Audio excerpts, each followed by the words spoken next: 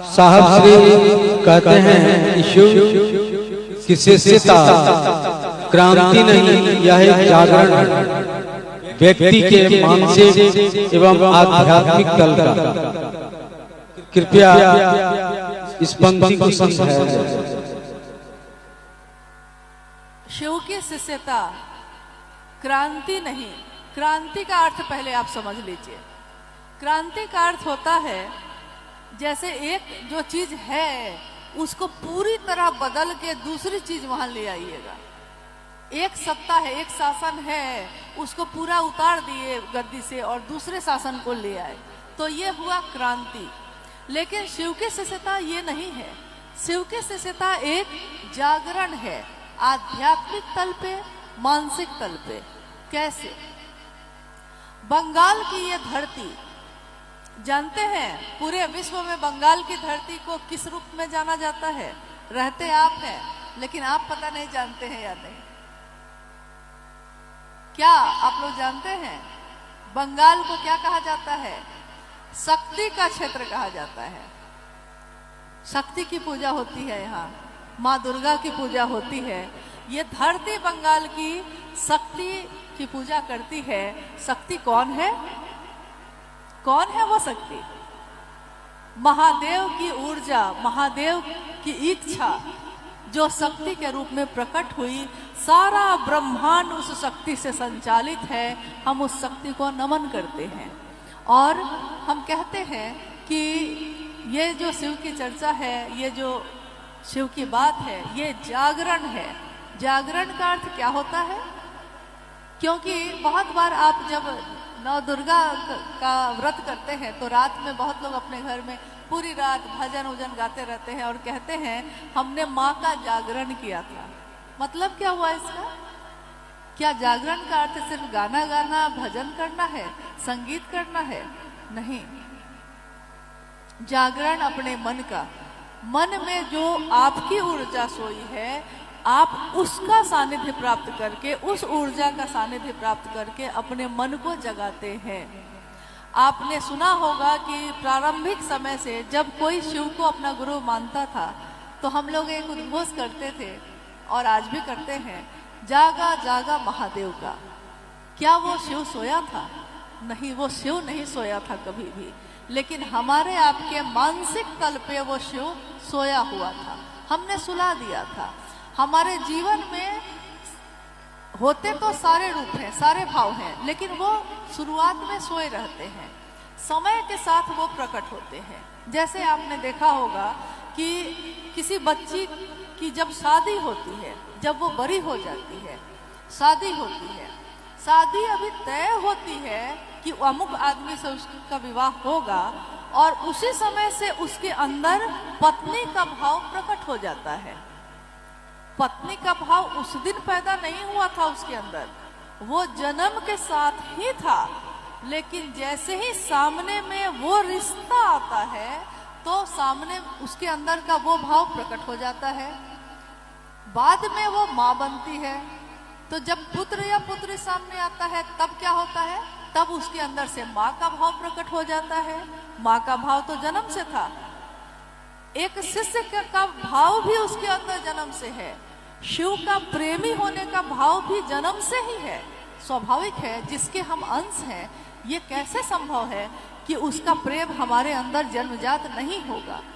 लेकिन जब गुरु का रूप सामने आता है तो उसके अंदर का वो शिष्य का भाव प्रकट हो जाता है। होता बस इतना ही है, गुरु तो है ही, लेकिन हमारा भाव तब प्रकट होता है जब वो सामने आते हैं।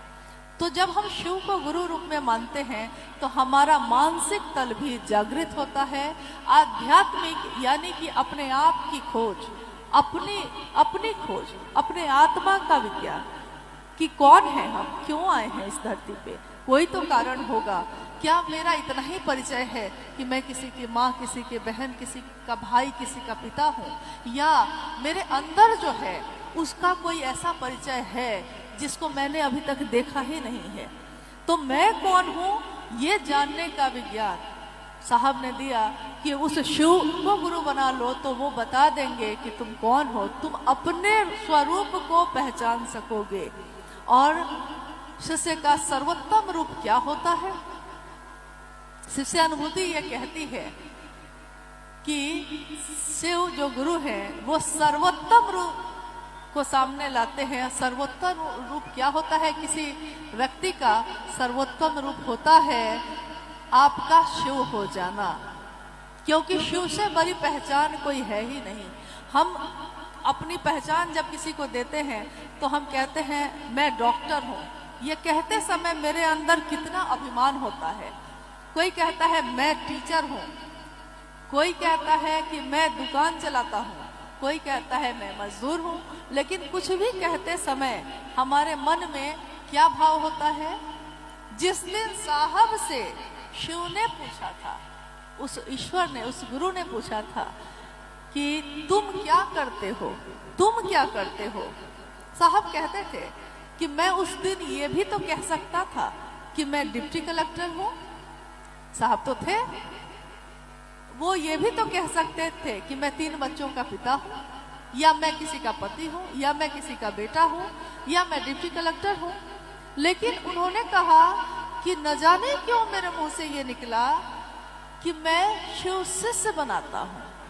मैं क्या करता हूँ? मेरा सबसे बड़ा रूप तो यही था। उनका इस धरती पे सबसे बड़ा रूप, सर्वोत्तम स्वरूप, सबसे बड़ा रूप क्या था? ये कि वो शिव के शिष्य हैं। वो शिव शिष्य बनाते थे। शिव शिष्यों की खेती कौन कर सकता है? शिव शिष्य कौन बना सकता है? शिव के सिवा कोई और नहीं बना सकता। कहते हैं ना, ये महफिल, ये महोत्सव, या साप्ताहिक चर्चाएं हो, या सड़क पे खड़े हो के हम शिव की बात करते हो, चाहे इस दुनिया में हम कहीं भी शिव के गुरु स्वरूप की बात करते हो, ये महफिल हरिंद्रानंद साहब की है, दीदी नीलम आनंद जी की है। तो इस महफिल को कभी भूल से ये ना समझ जाए कोई कि हाँ इस पे मेरा अधिकार है जीना, या आपका अधिकार नहीं, ये मेरा अधिकार नहीं। और ये ऐसी महफिल है जिसके लिए हमारे दिल से आवाज उठती है कि ये महफिल है। अच्छा, फिर रुक जाए। इसका 2 अर्थ होता है, एक तो कुछ अच्छा लगा, या दूसरा ये भी होता है, एक बार हम लोगों ने भी ये काम किया था। पटना में एक संगोष्ठी थी, बहुत दिन पहले की बात कह रहे हैं, 2003 की। तो एक व्यक्ति को मौका मिला, तो वो इतना बोलने लगे, इतना बोलने लगे, और साहब के साथ हम लोग बैठे हैं, सुन रहे हैं कि अब ये खत्म करेंगे तब दूसरे को मौका मिलेगा। तो लास्ट में हम लोगों ने क्या किया कि सबने मिलके खूब ताली बजानी शुरू की। तो हुआ क्या कि उनको, लेकिन हुआ उल्टा, वो और आवेशित हो गए, वो और ज्यादा बोलने लगे। ऐसा भी होता है। हाँ, ये महफिल है भैया हरिंद्र की।